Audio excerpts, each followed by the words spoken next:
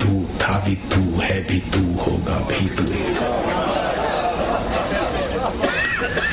आज हम सब सुबह से आप तो, मैं थोड़ा लेट हो गया, मैं 2-3 बातें कहना चाहूंगा जो इस कॉन्फ्रेंस का एसेंस मुझे थोड़ा बहुत मिला। मेरी खुशकिस्मती है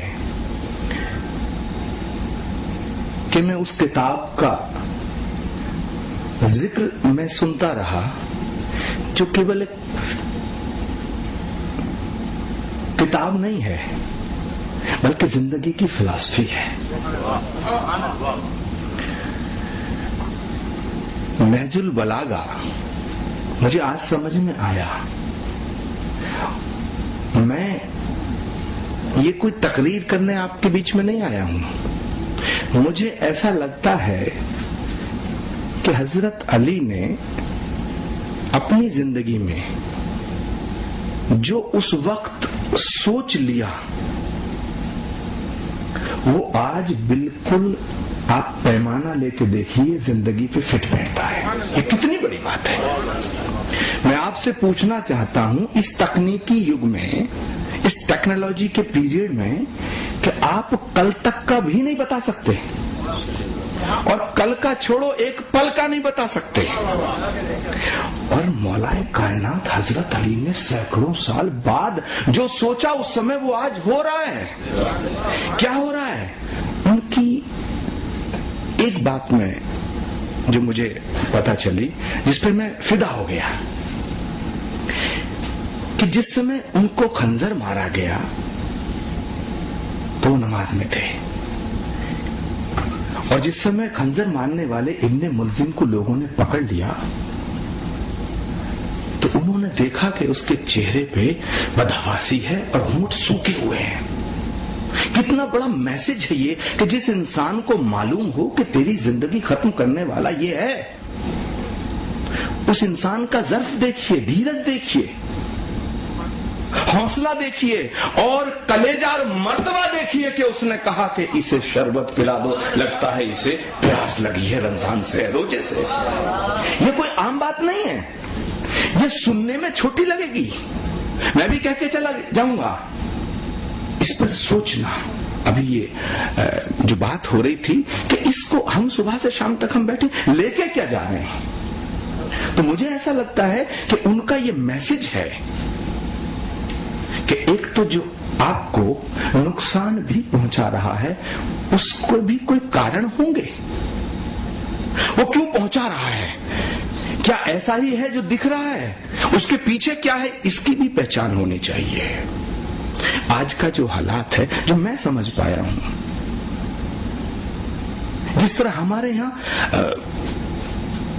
राजा दशरथ के बेटे राम जब भगवान बने, जब उन्होंने शबरी के झूठे बेर खाए, उसकी कुटिया में गए और बजरंग बली हनुमान जी उनके साथ रहे। राजा दशरथ के बेटे राम भगवान ना होते अगर बजरंग बली ना होते, और माफ करना इस्लाम दुनिया में न फैलता जो मौला अली ना होते। मैं ये बिल्कुल बेबाकी से कहना चाहता हूं। कोई फतवा दे तो दे, क्योंकि जब जिसका मर्तबा इस कदर ऊंचा हो उस पर बात की जाए तो फिर दिल की बात की जाए, आत्मा से बात की जाए। तो मैं ऐसा मानता हूं कि जिस इस्लाम की बुनियाद में मौला अली हैं, तो उनका इस्लाम कैसा है? तो इस्लाम जैसा दिख रहा है और जो इस्लाम की जो उसका जो इंटरप्रिटेशन किया जा रहा है, जो परिभाषा की जा रही है। अभी मौलाना कल्बे सादिक जब बोल रहे थे, डॉक्टर कल्बे सादिक, तो बड़ी अच्छी बात लग रही थी जो मौलवियों पे बोल रहे थे। इसका मतलब इस्लाम को जो मौला अली जिन्होंने उसकी बुनियाद में है और वो बताया कुछ और जा रहा है। मैं ऐसा मानता हूं कि वो इस्लाम जिसमें मौला अली है, वो इस्लाम की बुनियाद में मोहब्बत है। वो इस्लाम की बुनियाद में उस इस्लाम की मोहब्बत है, कुर्बत है, खिदमत है, तभी इबादत बनती है, तभी इबादत बनती है। इबादत ऐसे नहीं बन जाती, वो दिखावा होगा। नमाज पढ़ना अगर किसी को आ जाए उसे इबादत नहीं कहते साहब, मौला की नजरिए से जो मैं समझ पाया हूं। जब तक उसमें कुर्बत ना हो, जब तक उसमें मोहब्बत ना हो, जब तक उसमें खिदमत ना हो, तो 3 चीज का मैसेज देता है, ये संदेश है उनका। और अफसोस के साथ मैं कहना चाहता हूं कि जिस इस्लाम की बुनियाद में मोहब्बत हो, कुर्बत हो, खिदमत हो, उस इस्लाम के मानने वाला आतंकवादी हो सकता है क्या?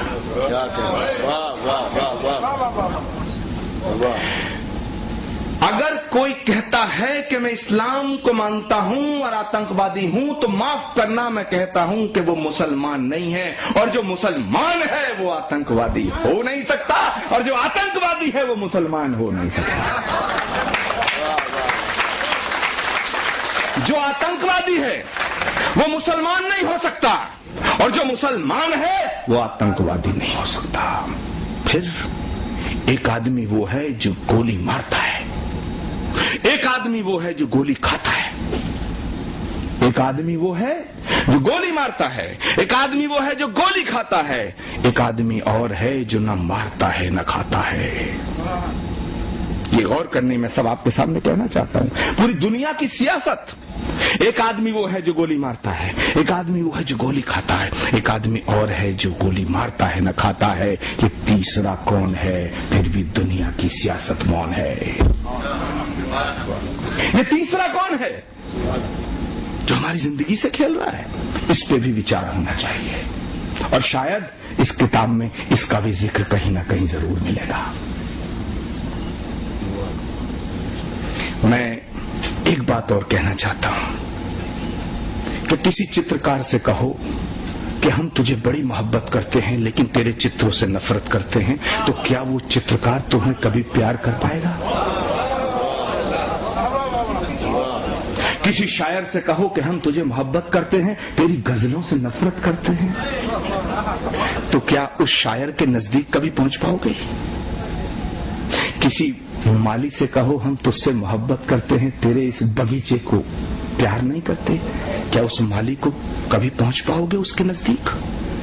तो अगर कोई ये कहता है कि मैं परवरदिगार से मोहब्बत करता हूं, उसके नबी से मोहब्बत नहीं करता, तो क्या इबादत कबूल होगी? अगर कोई कहता है कि मैं अल्लाह ताला से, ईश्वर से प्रेम करता हूं लेकिन उसके पैगंबर से, उसके रहनुमा से, उसके मैसेंजर से, उसके नबी से मोहब्बत नहीं करता, तो क्या वो इबादत कबूल होगी?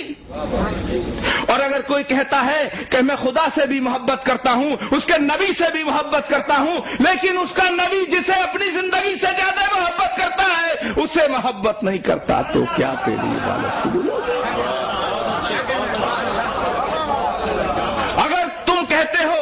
कि हम खुदा से मोहब्बत करते हैं, उसका नबी से मोहब्बत करते हैं, लेकिन उसका नबी जिससे मोहब्बत करता है उसे नहीं मानते,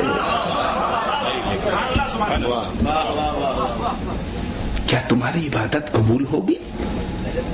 मैं समझता हूं नहीं होगी। तो आज मैं बहुत ही मशकूर और ममनून हूं इस बात के लिए कि आपने मुझे यहां बुला करके मेरा मर्तबा बढ़ाया। मुझे आपने बुलाया, ये करम नहीं तो क्या है, मेरा मर्तबा